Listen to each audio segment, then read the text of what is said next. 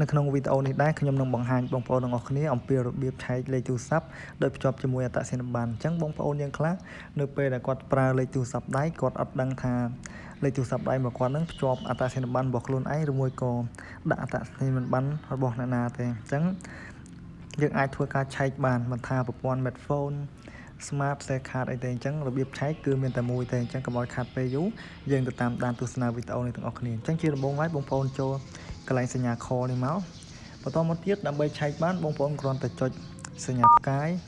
120បាទសំដៅ1202ត្រង់ជ្រូករួចមកបងប្អូនចុចសញ្ញាបញ្ជូនទៅបងប្អូនរងចាំបន្តិចទៅគឺវានឹងចេញឲ្យហើយអញ្ចឹងនេះបងប្អូនទាំងអស់គ្នាលេខនេះគឺជាលេខទូរស័ព្ទហើយកន្លែងនេះគឺជាឈ្មោះអត្តសញ្ញាណប័ណ្ណហើយខាងក្រោមនេះ ID នេះគឺជាលេខអត្តសញ្ញាណប័ណ្ណរបស់យើងអញ្ចឹងនៅពេលដែលបង្ហាញកន្លែងហ្នឹងហើយចាំបន្តិចទៅក្រុមហ៊ុននឹងធ្វើការផ្ញើសារមកបន្ថែមទៀតហើយបញ្ជាក់យើងថាលេខទូរស័ព្ទហ្នឹងវាពិតជារបស់យើងមែនអញ្ចឹងយើងរងចាំបន្តិចទៅក្រុមហ៊ុននឹងផ្ញើសារមកបញ្ជាក់ម្ដងទៀតហើយ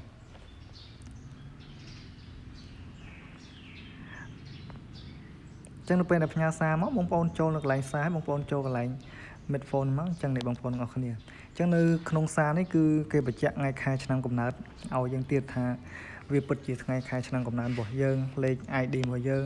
ហើយនឹងឈ្មោះរបស់យើងលេខទូរស័ព្ទពិតជារបស់យើងមែនតែបើសិនជាលោតមកលេខទូរស័ព្ទនឹងយើងជាអ្នកប្រើហើយមិនមែនឈ្មោះរបស់យើងទេលេខអត្តសញ្ញាណប័ណ្ណអីមិនមែនរបស់យើងទេបងប្អូនទាំងអស់គ្នាអាចទៅកាន់ក្រុមហ៊ុន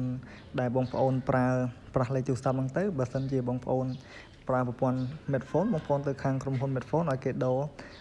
ដាក់អត្តសញ្ញាណប័ណ្ណរបស់បងប្អូនមកអញ្ចឹងវីដេអូរបស់ខ្ញុំគឺមានតែប៉ុណ្្នេះឯងសូមអរគុណ